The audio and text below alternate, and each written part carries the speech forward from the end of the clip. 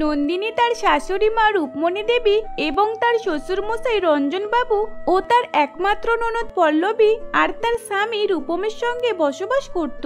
রূপম একটা সরকারি চাকরি করত, সেখান থেকেই সে যা টাকা বেতন পেত তাই দিয়েই সংসার চালাতো। তাদের বাড়িতে কোনো কিছুরই অভাব ছিল না, তারা সকলেই হাসি খুশির সঙ্গে থাকতো। কিন্তু রূপমণি দেবী তার বৌমা নন্দিনীকে একদমই দেখতে পারত না। সে সবসময় তার মেয়ের হয়ে কথা বলতো এবং বাড়ির সমস্ত কাজ তার বৌমাকেই করতে হতো। এমনই একদিন নন্দিনী ওভেনে খাবার বানাচ্ছিল, ঠিক সেই সময় বৃষ্টি এসে যায়। তখনই রূপমণি দেবী চিৎকার করে নন্দিনীকে বলে, বৌমা, ও বৌমা, কি গো তুমি শুনতে পাচ্ছ? বাইরে যে বৃষ্টি পড়ছে, ছাদে জামা কাপড় মেলানো আছে, তাড়াতাড়ি যাও গিয়ে তুলে নিয়ে এসো। রূপমণি দেবীর আওয়াজ শুনে নন্দিনী রান্নাঘর থেকে বার হয়ে তার সামনে আসে এবং তাকে বলে, মা, আমি তো ওভেনে নাস্তা বানাচ্ছি, এখন যদি ছাদে যাই তাহলে আমার সব রুটি পুড়ে যেতে পারে। আপনি বরং পল্লবী দিদিকে বলুন ছাদে গিয়ে জামা কাপড়গুলো তুলে নিয়ে আসতে। কি, তুমি আমার মেয়েকে দিয়ে জামা কাপড় তোলাবে? তুমি দেখতে পাচ্ছ না বাইরে বৃষ্টি পড়ছে, আর এই বৃষ্টির জল যদি ওর মাথাতে পড়ে তাহলে ওর শরীর অসুস্থ হবে। তুমি কি চাও ওর শরীর অসুস্থ হয়ে পড়ুক? আমার তো মনে হচ্ছে তুমি ওটাই চাও। বেশি কথা না বলে চুপ করে ছাদে গিয়ে তাড়াতাড়ি জামা কাপড়গুলো তুলে নিয়ে এসো। যদি একটাও জামা কাপড় ভিজেছে তাহলে আজ তোমার খবর খারাপ আছে। শাশুড়ি মায়ের কথা শুনে নন্দিনীর চোখে জল এসে যায়। নন্দিনী কিছু না বলতে পেরে তাড়াতাড়ি ছাদে গিয়ে জামা কাপড়গুলো তুলতে থাকে। ততক্ষণে অনেক জোরে বৃষ্টি এসে গিয়েছিল। সব জামা কাপড় তুলে নিয়ে যখন নন্দিনী সিঁড়ি থেকে নামছিল, তখনই তার পায়ে জল থাকার কারণে তার পা স্লিপ করে পড়ে যায়। তখন সব জামা কাপড় নোংরা হয়ে যায়। বাবারে, আমার পা! ইস, এমা, এই জামা কাপড়গুলো তো সব নোংরা হয়ে গেল। এখন যদি শাশুড়ি মা দেখে ফেলে তাহলে তো আমার খবর খারাপ করে দেবে। এখন আমি কি করব? কি গো বৌমা, তুমি তো কখন ছাদে গেছো? এখনো কি তোমার জামা কাপড় তোলা হলো না? জামা কাপড়গুলো নোংরা এবং ভিজে দেখেই রূপমণি দেবী খুব রেগে যায়। বৌমা, এই জামা কাপড়গুলো নোংরা হলো কি করে? আমি তোমাকে ছাদে জামা কাপড় তুলতে পাঠিয়েছিলাম, নোংরা করতে নয়। ইস, এ মা, আমি কালকেই কত কষ্ট করে কত সার্ফ সাবান নষ্ট করে ঘষে ঘষে জামা কাপড়গুলোকে ধুলাম, আর আজকেই তুমি আবার এগুলো নোংরা করে দিলে? আসলে মা, আপনি আমার কথাটা একবার শুনুন। সিঁড়ি থেকে যখন নামছিলাম তখন পায়ে জল থাকার কারণে আমি স্লিপ করে পড়ে গেছি, তাই জামা কাপড়গুলো সব পড়ে গিয়ে নোংরা হয়ে গেছে। এই শুনে রূপমণি দেবী খুব রেগে যায়। নন্দিনীকে আরো উল্টোপাল্টা ছোট বড় কথা শুনিয়ে দেয়। সবাই এটাই বলে যে মেয়ে আর বৌমার মধ্যে কোনো পার্থক্য রাখে না, কিন্তু আসলে সত্যিটা তো এটাই। সব বাড়িতেই নিজের মেয়েকে বেশি ভালোবাসা হয়, আর বউটাকে তো সবকিছু সহ্য করে মুখ বুজে থাকতে হয়। রূপমণি দেবী যখন তার বৌমাকে উল্টোপাল্টা কথা শোনাচ্ছিল তখন তার নাকে একটা পোড়া গন্ধ আসে। কি ব্যাপার, এইরকম পোড়া গন্ধ কিসের বৌমা? তুমি কি গ্যাসে কিছু চাপিয়ে দিয়ে গেছো? শাশুড়ি মায়ের কথা শুনে নন্দিনী রান্নাঘরের দিকে ছুটে যায় এবং তখন সে দেখে যে ওভেনে থাকা রুটিটা পুরো ছাই হয়ে গেছে এবং সেইটারই গন্ধ বার হচ্ছে। তখনই নন্দিনীর কাছে তার ননদ পল্লবী আসে আর তার বৌদিকে বলে, বৌদি, তুমি খাবারটা তো ঠিক মতো বানাতে পারো না, আর এই বৃষ্টির সময় কিছু একটা স্পেশালও বানাতে পারো না। কমসে কম এই রুটিটা তো ঠিকভাবে বানিয়ে নাও। বৌদি, আজকে এই বৃষ্টির দিনে আমার খুব খিচুড়ি আর বেগুন ভাজা খাবার ইচ্ছে করছে, তুমি আমাকে ওটাই বানিয়ে দাও, আমি ওটাই খাবো। কিন্তু পল্লবী, আমি সবার জন্য নাস্তা বানিয়ে ফেলেছি, আর তাছাড়া এখন তো বাড়িতে বেগুনও নেই যে আমি তোমাকে ভাজা করে দেব। নন্দিনীর কথা শেষ হতে না হতেই তার শাশুড়ি মাও সেখানে চলে আসে। নেই মানেটা কি? আমার মেয়ের খাবার ইচ্ছে হয়েছে মানে ওটাই বানাবে তুমি? নেই তা কি হয়েছে, কিনে আনো গিয়ে। কিন্তু মা, আমি এখন এত বৃষ্টিতে ভিজে ভিজে কি করে যাব? বাইরে তো প্রচন্ড বৃষ্টি হচ্ছে, আমি যদি এত বৃষ্টির মধ্যে ভিজে ভিজে যাই তাহলে তো আমাকে খুব ঠান্ডা লাগবে। আহা, বৃষ্টিটাই তো হচ্ছে, নাকি বন্যা হচ্ছে তোমাকে ভাসিয়ে নিয়ে চলে যাবে নাকি? আর তুমি বাতাসা না যে গলে যাবে। এই নাও পয়সা, বাজার থেকে বেগুন কিনে নিয়ে এসো। নন্দিনী আর কিছু না বলে কাঁদতে কাঁদতে ভিজে ভিজে চুপচাপ সে বাজারে চলে যায়। বাজার থেকে বেগুন কিনে যখন বাড়ির দিকে আসছিল তখন নন্দিনী ভিজে যাওয়ার কারণে তার প্রচন্ড ঠান্ডা লাগতে থাকে। তখন সে একটা ফাঁকা দোকান দেখে দাঁড়িয়ে পড়ে। উফ উফ, আমাকে তো প্রচন্ড ঠান্ডা লাগছে, এখন আমি কিভাবে বাড়ি ফিরবো? না, আমি বরং এখানেই কিছুক্ষণ দাঁড়িয়ে থাকি, বৃষ্টির জল একটু কমলে তাহলে তখন বাড়ি ফিরবো। এই বলে নন্দিনী সেই ফাঁকা দোকানটাতে বেশ কিছুক্ষণ দাঁড়িয়ে থাকে। কিছুক্ষণ পর বৃষ্টির জল একটু কমতে তখন সে বাড়িতে আসে। নন্দিনীকে দেখে পল্লবী তার মায়ের কানে আস্তে আস্তে বলে, মা, বৌদি তো অনেকক্ষণ বাজারে গিয়েছিল, আর দেখো এখন বাড়ি ফিরছে। তুমি কিছু বলো, না হলে বৌদির সাহস আরো বেশি বেড়ে যাবে। হ্যাঁ হ্যাঁ, ঠিক বলেছিস। দাঁড়া তাহলে। বৌমা, তুমি তো অনেকক্ষণ বাজারে গিয়েছিলে, এতক্ষণ কোথায় ছিলে? তুমি কি গল্প করতে ফিরে গিয়েছিলে? আমরা কখন থেকে খিচুড়ি আর বেগুন ভাজা খাবার জন্য বসে আছি। তাড়াতাড়ি হাত পা ধুয়ে জামা কাপড় চেঞ্জ করে এখানটাই মুছে ফেলো। দেখো, তুমি যেখানটায় দাঁড়িয়ে আছো সেখানে জল জমে ভর্তি হয়েছে, আর তোমার পায়ে কত কাদা। তাড়াতাড়ি এখানটাই মুছে আমাদের জন্য খিচুড়ি আর বেগুন ভাজা বানিয়ে দাও। আচ্ছা ঠিক আছে মা, আমি এক্ষুনি বানিয়ে দিচ্ছি। এই বলে নন্দিনী তাড়াতাড়ি করে জামা কাপড় চেঞ্জ করে পুরো বাড়িটাও মুছে ফেলে। তারপর সে রান্নাঘরে গিয়ে নন্দিনী এবং তার শাশুড়ি মায়ের জন্য খিচুড়ি আর বেগুন ভাজা বানিয়ে দেয়। তারপর সকলের জন্য খাবার বানায়। এইরকম ভাবে কাজ করতে করতে প্রায় রাত হয়ে যায়। রাত্রেবেলা রঞ্জন বাবু রূপমণি দেবীকে বলে, গিন্নি, আজ তোমার ভালোবাসার কারণে তোমার মেয়েটা বিগড়ে যাচ্ছে। ঘরের কোনো কাজই করে না, আর কারোর হাতে হাতে সাহায্য করে দেয় না, নিজের বৌদিকেও একটু সাহায্য করে দেয় না। তুমি এমন করে বলছো যেন আমি বৌমাকে দিয়ে সব কাজ করাই। বাড়িতে এমন কিছুই কাজ থাকে না, ঠিক আছে? রূপমণি দেবী এইরকম বলে রঞ্জন বাবুকে বুঝিয়ে দেয়। এইরকম ভাবে বেশ কিছুদিন অতিবাহিত হয়ে যায়। একদিন সকাল থেকেই প্রায় বৃষ্টি পড়ছিল। তখন নন্দিনী বাড়ি পরিষ্কার করছিল। ব্যাস, এখন তো সব কাজই হয়ে গেছে, আমি বরং একটু রেস্ট নিয়ে নিই। এই বলে নন্দিনী তার রুমের দিকে যাচ্ছিল, কিন্তু তখনই সে দেখে তার ননদ পল্লবী বাইরে থেকে কাদা পায়ে বাড়ির ভিতরে ঢুকে আসছে। তখন সে তার ননদকে বলে, পল্লবী দিদি, আমি এইমাত্র বাড়িটাকে পরিষ্কার করলাম, আর তুমি বাইরে থেকে কাদা পায়ে বাড়ির ভিতরে ঢুকে আসলে। এখন আবার আমাকে এগুলো সব পরিষ্কার করতে হবে। নন্দিনী যখন পল্লবীকে এইসব কথা বলছিল, তখন রূপমণি দেবী সেখানে এসে যায়। বৌমা, আমার মেয়েটা ভিজে ভিজে বাড়িতে এসেছে, তুমি সেটা দেখতে পাচ্ছ না? তোমার তো পল্লবীকে তোয়ালে দেওয়া উচিত, আর তুমি ওকে এইরকম কথা শোনাচ্ছ? এ মা, আমার মেয়েটা তো পুরো ভিজে গেছে। পল্লবী, তুই এখানে বস। বৌমা যাও, তুমি পল্লবীর জন্য গরম গরম স্যুপ বানিয়ে নিয়ে এসো, না হলেও জ্বরে পড়ে যেতে পারে। শাশুড়ি মায়ের কথা মতো নন্দিনী রান্নাঘরে যায় স্যুপ বানানোর জন্য। তখন রূপমণি দেবী পল্লবীকে জিজ্ঞাসা করে, পল্লবী, তুই ভিজলি কিভাবে মা? আসলে মা, আমি তো আমার বান্ধবীর কাছে গিয়েছিলাম, ওখান থেকে আসবার সময় বৃষ্টি এসে গেল, তাই আমি ভিজে ভিজেই চলে আসলাম। পল্লবীর কথা শেষ হতে না হতেই তার বৌদি তার জন্য গরম গরম স্যুপ বানিয়ে নিয়ে আসে। পল্লবী দিদি, এই নাও স্যুপ। রূপমণি দেবী নিজের হাতে স্যুপটা নিয়ে তার মেয়ে পল্লবীকে খাইয়ে দেয়। তখন নন্দিনী মন খারাপ করে তার রুমে চলে যায়। নন্দিনী এইসব দেখেও কিছুই বলতে পারছিল না, চুপচাপ সব সহ্য করে নিচ্ছিল। এত বৃষ্টি হওয়ার কারণে নন্দিনীর রুমে জল পড়ছিল। সেই দেখেই নন্দিনী তার শাশুড়ি মাকে বলে, মা, আমার রুমে জল পড়ছে, দয়া করে আমার রুমটা ঠিক করে দিন, না হলে সবকিছু ভিজে যাবে। এখন মিস্ত্রিকে ডাকতে গেলে অনেক টাকা নিয়ে নেবে, অনেক খরচা হয়ে যাবে। ওখানে সিমেন্ট রাখা আছে, যাও নিজে গিয়ে ঠিক করে নাও। নন্দিনী তার শাশুড়ি মায়ের মুখে এইরকম কথা শুনে কাঁদতে থাকে। কাঁদতে কাঁদতে সে নিজেই সিমেন্ট নিয়ে তার ছাদটা ঠিক করে নেয়। এমনই একদিন রূপমণি দেবী মন্দির থেকে বাড়ি ফিরছিল। তখনই হঠাৎ করে অনেক জোরে বৃষ্টি শুরু হয়, যার ফলে রূপমণি দেবী পুরো ভিজে যায়। তখন সে ঠান্ডাতে কাঁপতে কাঁপতে বাড়িতে ফেরে। এসেই রূপমণি দেবী নিজের রুমে ঢুকে যায়। তখন থেকেই তার প্রচন্ড জ্বর চলে আসে। রাত্রেবেলা তারা সকলেই একসঙ্গে বসে খাবার খাচ্ছিল। রূপম দেখেছে তার মা খাবার খেতে আসেনি। সেই দেখেই নন্দিনীকে বলে, কি ব্যাপার নন্দিনী, মা আজকে খেতে আসেনি কেন? মায়ের কি কিছু হয়েছে? কি জানি, আমিও তো কিছু জানি না। ঠিক আছে, তুমি খেয়ে নাও, আমি মাকে গিয়ে রুমে খাবার দিয়ে আসছি। এই বলে নন্দিনী তার শাশুড়ি মাকে তার রুমে খাবার দিতে যায়। নন্দিনী তার শাশুড়ি মায়ের রুমে গিয়ে দেখে যে তার শাশুড়ি মা শুয়ে রয়েছে এবং সে জ্বরেতে ভুলভাল বকছে। নন্দিনী কপালে হাত দিয়ে দেখে যে তার গা জ্বরে পুড়ে যাচ্ছে।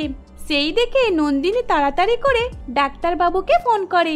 তখন ডাক্তারবাবু বাড়িতে আসে এবং তাকে চেক আপ করে আর কিছু জ্বরের ওষুধ দিয়ে চলে যায়। তখন নন্দিনী তার শাশুড়ি মাকে নিজের হাতে খাইয়ে দেয় এবং ওষুধ খাইয়ে বলে, মা, আপনার যদি কোনো কিছু দরকার লাগে তাহলে আমাকে বলবেন, আমি এখানেই আছি আপনার কাছে। এই বলে নন্দিনী তার শাশুড়ি মায়ের মাথা টিপে দিতে থাকে এবং সারা রাত বসে বসে কখনো পা আবার কখনো মাথা টিপে দিতে থাকে। এইরকম ভাবে দেখতে দেখতে প্রায় সকাল হয়ে যায়। সকালবেলা রূপমণি দেবী অনেকটা সুস্থ বোধ মনে করে। তখন সে তার বৌমা নন্দিনীকে বলে, বৌমা, তুমি আমাকে ক্ষমা করে দিও। আমি তোমার উপর অনেক অত্যাচার করেছি। তুমি আমার নিজের মেয়ে না হয়েও সারা রাত আমার এত খেয়াল রাখলে, আর আমার নিজের মেয়েটা একবারের জন্য আমার খবর নিতে আসলো না। আমাকে ক্ষমা করে দিও বৌমা। এইরকম ভাবেই রূপমণি দেবী তার নিজের ভুলটা বুঝতে পারে। তারপর থেকে নন্দিনীকে নিজের মেয়ের মতো ভালোবাসতে থাকে এবং সেদিনের পর থেকে তারা সকলে হাসি খুশিতে দিন কাটাতে থাকে।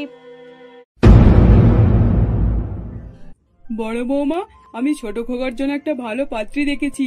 এই দেখো, এই পাত্রীটাকে আমার খুব পছন্দ হয়েছে। এবার তুমি দেখো তোমার কেমন লাগছে বলো। হ্যাঁ মা, মেয়েটাকে তো দেখতে খুবই সুন্দর। আপনার ঠিক যেমনটা পছন্দ ছিল তেমনটাই পেয়েছেন। আপনি তো সবসময় বলতেন আপনার ছোট খোকার জন্য আপনি সুন্দরী ফর্সা মেয়ে নেবেন, আর দেখুন আপনি ঠিক তেমনটাই পেয়ে গেলেন। হ্যাঁ বৌমা, আমি তো সবসময় এটাই চাইতাম, যেন আমার দুটো বৌমাই ফর্সা আর সুন্দরী হোক। তাই কাল যখন আমি ঘটক মশাইয়ের কাছে গেলাম, তখন ঘটক মশাই এই পাত্রীটার ছবি আমাকে দেখালো। সঙ্গে সঙ্গে দেখা মাত্রই আমি পছন্দ করে ফেললাম। তাই আমি বলেই এসেছি বিয়ের কথাবার্তা আগে বাড়ানোর জন্য। মা, কিন্তু আপনি একবারও আপনার ছোট খোকা রাহুলকে জিজ্ঞাসা করলেন না? যতই যাই হোক একবার জিজ্ঞাসা করে দরকার। আজকে ছোট খোকা আর বড় খোকা যখন অফিস থেকে বাড়িতে আসবে, তখন আমি ওদের পাত্রীর ছবিটা দেখিয়ে দেব, সব কথা জানিয়ে দেব। তখন আমি ওকে পাত্রীর ছবিটা দেখিয়ে সব কথা জানিয়ে দেব। এই বলেই কমলা দেবী নিজের রুমে চলে যায়। পাপিয়া রান্নাঘরের কাজে ব্যস্ত হয়ে পড়ে। আসলে কমলা দেবী তার স্বামী পলাশ বাবু এবং দুই ছেলে শোভন ও রাহুল এবং বড় বৌমা পাপিয়াকে নিয়ে শহরে বসবাস করে। শোভন আর রাহুল দুই ভাই একই অফিসে কাজ করে। সেখান থেকে ভালো টাকায় উপার্জন করে, আর সেই টাকা দিয়েই তারা সংসার চালায়। বাড়িতে কোনো কিছুরই অভাব ছিল না। তাই এই কারণেই কমলা দেবীর ছোট ছেলেরও বিয়ে দেবার জন্য উঠে পড়ে লেগেছিল। সেদিন তারা দুই ভাই বাড়িতে ফিরতে হাত পা ধুয়ে যখন খাবার টেবিলে খাবার খেতে বসে, তখন কমলা দেবী রাহুলের জন্য যে পাত্রীটা দেখেছিল সেটা রাহুল আর শোভনকে দেখায়। বড় খোকা, ছোট খোকা, এই দেখ, আমি এই পাত্রীটাকে পছন্দ করেছি। এর নাম হলো নন্দিনী, মানে রাহুলের জন্য। দেখ, মানে রাহুলের জন্য। দেখ ছোট খোকা, তোর পছন্দ হয়েছে তো? মা, আমি আর কি বলবো, তুমি পছন্দ করে ফেলেছো মানে বিয়ে তো করতেই হবে, তাই এতে আমার কিছু বলার নেই। ঠিক আছে, আমি রাজি। দেখেছো বড় বৌমা, আমি তোমাকে বললাম না রাহুল আমার কথাতেই রাজি হয়ে যাবে। এই কারণেই আমি ঘটক মশাইকে বিয়ের কথা আগে বাড়ানোর জন্য বলে এসেছি। এইরকম ভাবে কমলা দেবী এবং তার পরিবার সকলেই সেদিন অনেক খুশি হয়। তারপর তারা খাওয়া দাওয়া শেষ করে যে যার রুমে চলে যায়। দেখতে দেখতে বেশ কিছুদিন অতিবাহিত হয়ে যায়। এমনই একদিন কমলা দেবী তার ছোট ছেলে রাহুল এবং বড় বৌমা পাপিয়াকে নিয়ে নন্দিনীর বাড়িতে তাকে দেখবার জন্য যায়। মা, আপনি ঠিক যেমনটা ভেবেছিলেন তেমনটাই তো? তাহলে আর কথাবার্তা মেটাতে বেশি দেরি করবেন না।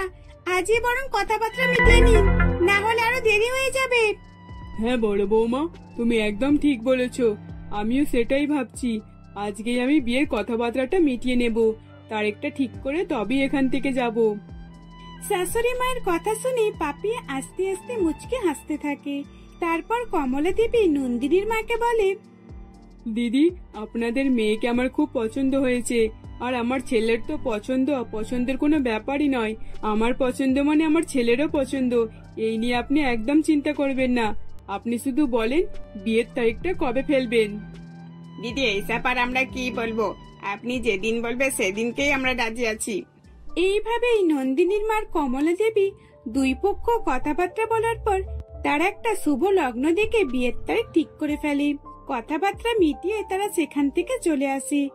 রাহুল এবং তার বৌদি আর তার মা চলে যাবার পর নন্দিনীর মা নন্দিনীকে বলে, দেখ নন্দিনী, আমি তোর ভালোর জন্যই বলছি, তুই শ্বশুর বাড়িতে গিয়ে একদম ওই রকম ঝাল খাবার খাবি না। যতই যাই হোক না কেন, তোর শাশুড়ি মা শ্বশুর মশাই বড় যা খুবই ভালো, কিন্তু তুই এইসবের কিছুই ফায়দা নিবি না। ওনারা যা বলবেন তাই করবি, আর এই ঝাল খাওয়া একদমই বন্ধ করে দে। তুই তো জানিস তোর জন্য তরকারি আমাকে আলাদা ভাবেই রান্না করতে হয়। তোর মতো ঝাল তরকারি আমাদের বাড়িতে কেউই খেতে পারে না। তুই যখনই তরকারি বানাস তখনই তরকারিতে 1 ডিব্বা লঙ্কার গুঁড়ো ঢেলে দিস। আর এইরকম ভাবে কি শ্বশুর বাড়িতেও রান্না করবি? মা তাহলে আমি ওখানে গিয়ে ঝাল খেতে পারবো না? না, এটা আমি করতে পারবো না। ঝাল ছাড়া তো আমি থাকতেই পারি না। আর একদিন না ঝাল খেলে যেন আমার মনটা কেমন করে। ঠিক আছে মা, এখন তুমি আমাকে ওইসব কেন বলছো? আগে বিয়েটা হতে দাও, তারপর না হয় কথা। এই বলে নন্দিনী নিজের রুমে চলে যায়। দেখতে দেখতে আরো বেশ কিছু মাস কেটে যায়। নন্দিনী আর রাহুলের বিয়ের দিন চলে আসে। বিয়ের দিন নন্দিনী তার বন্ধুদেরকে ঝাল ফুচকা নিয়ে আসার কথা বলে। নন্দিনী, তুই আজকেও ঝাল খাবি? মানে তুই কি তোর মেকআপটা নষ্ট করতে চাস? ঝাল খাওয়া মাত্রই তো তোর চোখ দিয়ে জল বের হয়, আর তুই সেই জলেতে তোর মেকআপটা নষ্ট করবি, তাই তো? এত টাকা দিয়ে মেকআপ করা, তুই সেটাকে খারাপ করে দিবি? উফ, চুপ কর তো। আমার মেকআপ যাই হয়ে যাক না কেন, ঝাল ফুচকা না খেয়ে আমি বিয়ের মণ্ডপে বসবো না। তোরা আগে যা, আমার জন্য ঝাল ফুচকা বানিয়ে নিয়ে আয়। ফুচকাওয়ালাকে বলবি ভালো করে বেশি করে ঝাল দিতে। নন্দিনীর কথাতেই তার বান্ধবীরা ঝাল ফুচকা আনতে বাধ্য হয়। কিছুক্ষণের মধ্যে নন্দিনীর 2 জন বান্ধবী নন্দিনীকে ঝাল ফুচকা জোগাড় করে দেয়। বেশ কিছু ঝাল ফুচকা খাবার পর নন্দিনী খুব খুশি হয়। তারপর সে বিয়ের মণ্ডপে বসে। দেখতে দেখতে বেশ কয়েক ঘন্টার মধ্যে রাহুল আর নন্দিনীর বিয়ে সম্পূর্ণ হয়ে যায়। তারপর নন্দিনীকে নিয়ে রাহুল তার নিজের বাড়িতে চলে যায়। ছোট বৌমা বাড়িতে আসতেই কমলা দেবী তাকে বরণ করে বাড়ির ভিতরে আসতে বলে। বড় বৌমা, আজ কিন্তু তোমাকেই সব করতে হবে। আসলে সব করতে হবে মানে কাজ কাম তো সব হয়েই গেছে। মানে আমি বলতে চাইছি যে ছোট বৌমাকে সবকিছু শিখিয়ে দেওয়ার দায়িত্ব তোমার। মানে আমাদের রান্নাঘরটা কোন দিকে, আর রান্নাঘরে কোথায় কি রয়েছে না রয়েছে, আর তারপর নিজের রুমটা কোন দিকে। আর সবচেয়ে মেন কথা হলো কাল সকাল সকাল উঠতে হবে, এটা কিন্তু বলে দিও। হ্যাঁ হ্যাঁ মা, আপনি একদম চিন্তা করবেন না, আমি আপনার ছোট বৌমাকে সবকিছু শিখিয়ে দেব। এইভাবেই পাপিয়া তার ছোট যা নন্দিনীকে চারিদিকটা ঘুরিয়ে দেখাতে থাকে এবং কোথায় কি আছে না আছে এটাও বলে দিতে থাকে। তারপর রান্নাঘরের সব জিনিসপত্র দেখিয়ে দেয়, আর তারপর নন্দিনীর রুমে নন্দিনীকে দিয়ে আসে। এইরকম ভাবেই দেখতে দেখতে সকাল হয়ে যায়। সকালবেলা নন্দিনীর বড় জায়ের কথা মতো তাড়াতাড়ি উঠে রান্নাঘরে চলে যায় এবং সকলের জন্য জলখাবার বানাতে থাকে। নন্দিনী সকালের জলখাবারের নাস্তাতে সকলের জন্য পুরি আর আলুর দম বানায়, আর সেই আলুর দমে নন্দিনী অনেক বেশি লঙ্কার গুঁড়ো দিয়ে দিয়েছিল। কিছুক্ষণের মধ্যেই জলখাবার কমপ্লিট হয়ে যায়। তারপর সে খাবার টেবিলে সেগুলো সকলকে বেড়ে দেয়। সকলে পুরি আর আলুর দম একগাল খেয়েই বলে, বাবারে বাবা, ছোট বৌমা আমাকে তাড়াতাড়ি জলের গ্লাসটা দাও। উফ, কি ঝাল রে বাবা, এইরকম ঝাল খাবার আবার কেউ খায় নাকি? ছোট বৌমা, তুমি কি আলুর দম বানাতে জানো না? এরকম ঝাল আলুর দম কেউ খায় নাকি? আমাদের বাড়িতে তো কেউ এত ঝাল খাবার খায় না। নন্দিনী, তুমি সকলের জন্য এত ঝাল খাবার বানিয়েছো। আমি বুঝতে পারছি তুমি আজকে নতুন বলে হয়তো বুঝতে পারছো না, তাই তো? কিন্তু তুমি চিন্তা করো না, আমি আস্তে আস্তে তোমাকে সবকিছু শিখিয়ে দেব। এইভাবেই পাপিয়া তার ছোট যা নন্দিনীকে বোঝাতে থাকে। দেখতে দেখতে বেশ কিছুদিন অতিবাহিত হয়ে যায়। পাপিয়া একের পর এক নন্দিনীকে খাবার বানানো শিখিয়ে দেয় এবং কেমন কি মশলাপাতি দিতে হয় সেটাও বুঝিয়ে দিতে থাকে। এমনই একদিন নন্দিনী পাপিয়াকে বলে, আসলে বড় বৌদি, তোমাকে একটা সত্যি কথা বলবো। হ্যাঁ হ্যাঁ, কি বলবে বলো না। জানো তো বড় বৌদি, আমি ঝাল খেতে ভীষণ পরিমাণে পছন্দ করি, আর এই কারণেই আমি সব তরকারিতে বেশি বেশি ঝাল দিয়ে দিই। তাই জন্য সেদিন আমি খাবারে বেশি পরিমাণে ঝাল দিয়ে দিয়েছিলাম। সত্যি, আমার মতো তো ঝাল এখানে কেউই খায় না। মনে হচ্ছে আমাদের বাড়িতে কেউ খেতেও না, আর এখানে তো দূরের কথা। আচ্ছা আচ্ছা, এখন বুঝতে পারছি তুমি ঝাল খাবার খাও বলে সকলের জন্য ঝাল খাবার বানিয়েছিলে, তাই তো? কিন্তু এই বাড়িতে তো কেউই ঝাল খাবার খায় না, আর তোমার মতো ঝাল তো কেউই খায় না। এইভাবেই তারা দুই জায় মিলে কথাবার্তা বলতে বলতে বাড়ির কাজ কাম মিটিয়ে ফেলে। তারপর পাপিয়া নিজের রুমে চলে যায় এবং নন্দিনী রাহুল অফিস থেকে বাড়িতে ফেরার সময় হয়ে আসছে দেখে নন্দিনী সাথে সাথে রাহুলকে ফোন করে বলে, রাহুল বলছি শোনো না, আমার জন্য ঝাল ফুচকা নিয়ে আসবে তো, অনেক বেশি ঝাল। ফুচকলাকে বলবে ওনার কাছে যত লঙ্কা আছে সবটাই যেন দিয়ে দেয়, এইরকম ঝাল ফুচকা নিয়ে আসবেন। নন্দিনী, তোমার কি মাথা খারাপ হয়ে গেছে? তুমি এত ঝাল কেন খাবে? তোমাকে যেটা বলছি সেটা শোনো, না হলে কিন্তু খুব খারাপ হয়ে যাবে। নন্দিনীর কথাতে রাহুল ঝাল ফুচকা নিয়ে আসতে বাধ্য হয়। রাহুল ঝাল ফুচকা নিয়ে নিজের রুমে চলে যায়। তখন নন্দিনীকে ঝাল ফুচকা দেখায়। নন্দিনী ঝাল ফুচকা দেখে অনেকই খুশি হয় এবং সে সাথে সাথে তখনই খাওয়া শুরু করে দেয়। ঝালের কারণে রাহুলের চোখে জল চলে এসেছিল এবং সে নন্দিনীকে বারণ করে যাচ্ছিল, কিন্তু নন্দিনী একের পর এক ঝাল ফুচকা খেয়েই চলেছিল। সেদিন নন্দিনীর কিছুই হয় না। পরের দিন নন্দিনী অনেক উল্টোপাল্টা ঝাল খাবার খেয়ে নিয়েছিল। এর ফলে নন্দিনীর পেটের ব্যথা হতে শুরু করে। বাবারে বাবা, আজ তো আমি বিছানা থেকে উঠতেই পারছি না। বড় বৌদি একবার এদিকে এসো। হ্যাঁ নন্দিনী, বলো, তুমি আমাকে ডাকছিলে?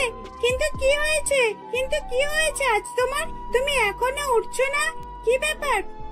বড় বৌদি, আজ আমার পেটে খুবই ব্যথা করছে। আসলে আজকে সকাল থেকে আমি অনেক ঝাল খাবার খেয়ে নিয়েছি, আর এই ঝালের কারণে পেটটা যেন জ্বলে জ্বলে উঠছে। তুমি কিছু একটা করো। নন্দিনীর কথা শুনে পাপিয়া নন্দিনীকে তাড়াতাড়ি একটা পাশের হসপিটালে নিয়ে যায় এবং সঙ্গে সঙ্গে কিছু ডক্টর ম্যাডাম পাপিয়ার কথা মতো নন্দিনীকে চেক আপ করে। তারপর সেদিন পাপিয়াকে কিছু ওষুধপালা দিয়ে এবং ঝাল খাবার খেতে বারণ করে ছেড়ে দেয়। সেদিনের পর থেকে নন্দিনীর শ্বশুর বাড়ির সকলের কথা মতোই চলতো, আর বেশি ঝাল খাবার খেত না, কম কমই খেত। এইরকম ভাবেই তারা হাসি খুশিতে দিন কাটাতে লাগলো।